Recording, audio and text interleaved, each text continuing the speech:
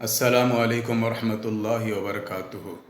हज़रात, ये सवाल बार बार पूछा जाता है, क्या उल्टी करने से रोज़ा टूट जाएगा?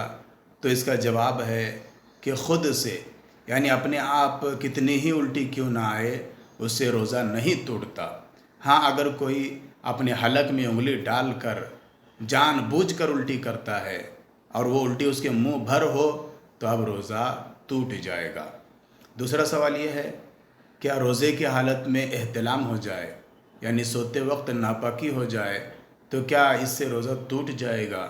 तो इसका जवाब है कि रोज़े की हालत में एहतिलाम होने से रोज़ा नहीं टूटता।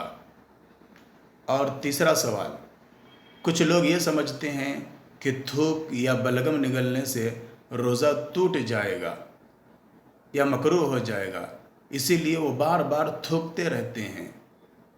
तो इसका जवाब है कि थूक और बलगम जब तक मुंह में है, उनको निगलने से रोज़ा नहीं टूटता। हाँ, अगर कोई अपनी हथेली पर थूके और फिर उसे वापस चाट ले, तो अब रोज़ा टूट जाएगा, हालांकि ऐसा कोई करता नहीं।